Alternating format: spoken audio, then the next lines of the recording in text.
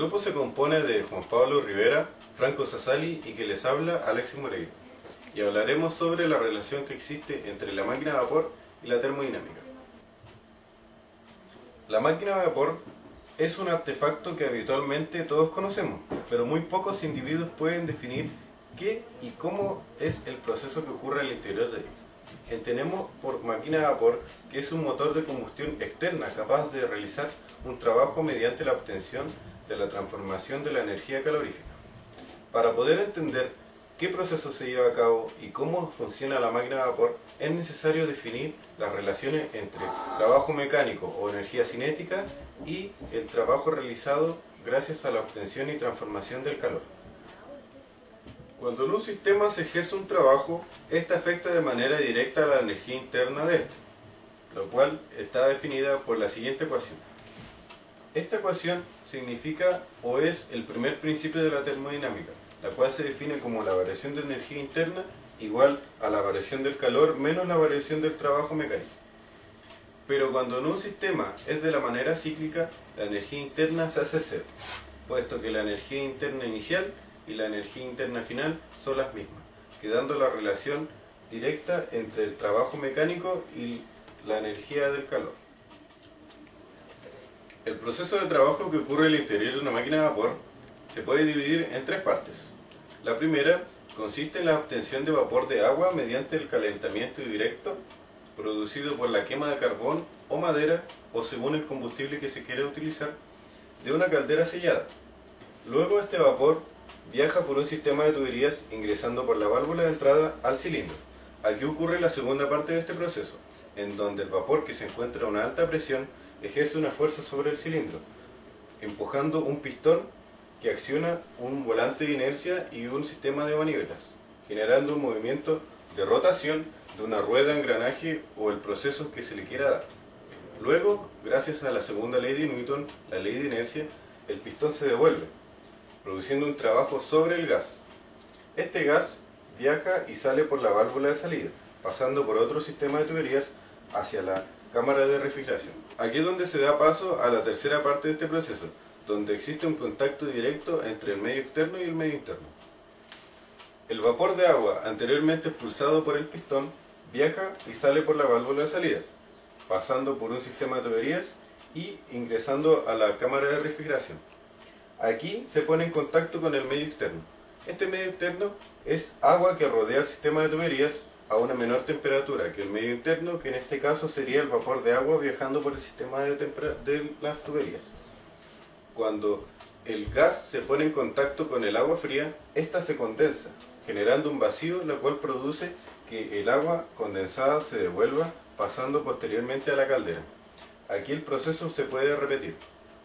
Posteriormente, y al mismo tiempo de que el agua se condensa, el medio interno le traspasa energía al medio externo, calentando el agua que se encuentra alrededor. Y para poder repetir este proceso, el agua necesita salir por otro sistema de tuberías, alcanzando la temperatura inicial y devolviéndose a la cámara de refrigeración. Es decir, que el proceso que ocurre al interior de una cámara de refrigeración y por consecuente el proceso que existe al interior de una máquina de vapor es un proceso cíclico que puede repetirse un sinnúmero de veces según las veces que sea necesaria repetir. Anteriormente el proceso, ahora nos centraremos en el pistón. Una vez ya iniciado todo el proceso, el gas comienza a bullir y es transportado al pistón. Acá tenemos una válvula de acceso por el cual se introduce el gas a una alta temperatura y una alta presión. ¿Qué es lo que sucede con este gas? Ejerce un trabajo sobre el pistón desplazándolo a ocupar su volumen total. El gas al expandirse trata de perder temperatura, pero como la válvula está abierta, entra el gas de la fuente de alta temperatura, lo cual compensa esa pérdida y el gas hace un trabajo isotérmico sobre el pistón. Hasta un instante en el cual no es necesario seguir aumentando o disminuir su temperatura, por lo cual el pistón se aísla adiabáticamente y este se expande hasta su volumen total. Si acá podemos ver, el pistón está atado a una biela, a un émbolo y a la misma vez acoplado a una rueda, el cual realiza una rotación circular. Al realizar esta rotación circular, el pistón viene de vuelta y lo que hace es comprimir el gas. Al tratar de comprimir el gas, este trata de aumentar su temperatura, pero las paredes permeables del sistema hacen que se transmita ese calor, por lo cual la temperatura se mantiene constante. por lo que hay un calor cedido. Después se abre la válvula B y el volumen del sistema se extrae hacia una fuente de menor temperatura. Esto se hace adiabáticamente, por lo cual no se requiere un mayor calor o una menor para poder realizar el trabajo sobre el gas. Tenemos que tener en cuenta que a inicios de esto el gas hace un trabajo sobre el pistón y de vuelta el pistón hace un trabajo sobre el gas, por lo cual es un proceso contrario que al inicial. De acuerdo a lo mencionado anteriormente, esto lo podemos graficar mediante el ciclo de Carnot.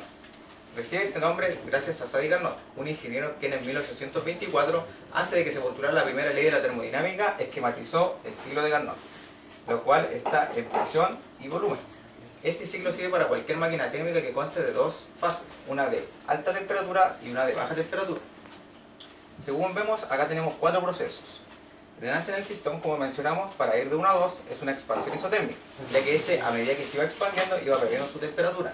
Pero como el gas de la válvula estaba abierto, este entraba y hacía que su temperatura se mantuviera constante, por lo que se dice que se absorbió un calor para poder mantenerse el isotérmico. Para ir de 2 a 3 es una expansión adiabática, ya que dijimos que hasta un cierto instante el gas no necesitaba de mayor calor para poder expandir el volumen hacia el final del cilindro, por lo cual se realiza un trabajo adiabático. Para ir de 3 a 4, esto sucede una vez que, aumentado su volumen final, el émbolo y la biela realizan el movimiento circular sobre la rueda. Este hace que el pistón realice el proceso inverso, una compresión isotérmica, lo cual al momento de comprimir el sistema, este tiende a aumentar su temperatura, pero por las paredes permeables del sistema, este se ve compensado, por lo cual se mantiene el isotérmico, por lo que se dice que hay un calor cedido. Luego, para ir de 4 a 1 es cuando la válvula B se abre y por succión se extrae el volumen quedante en el cilindro, por lo que se dice que es una compresión adiabática, no se requiere mayor calor o temperatura para poder comprimir el sistema.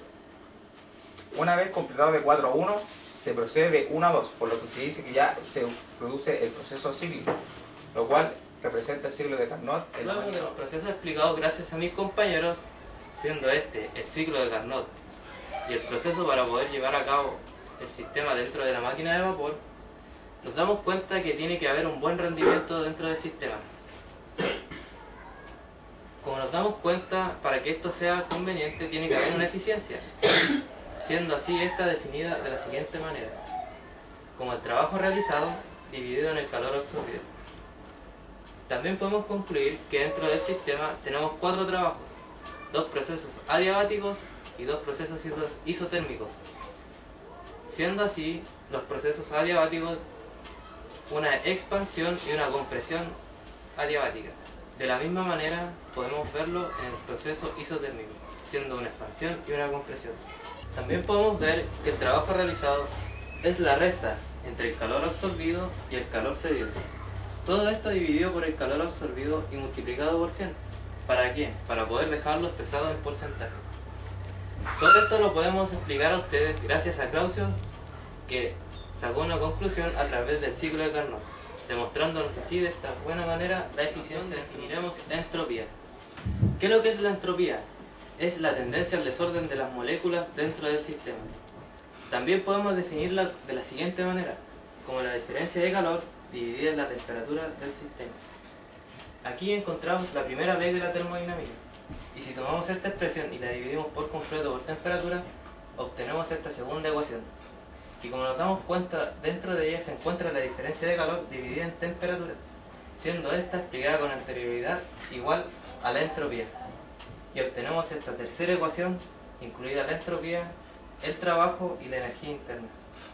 Esta es utilizada para casos generales y ahora la llevaremos a nuestro ciclo de Carnot y máquina de vapor. A continuación profundizaremos la entropía dentro de nuestro sistema o máquina de vapor.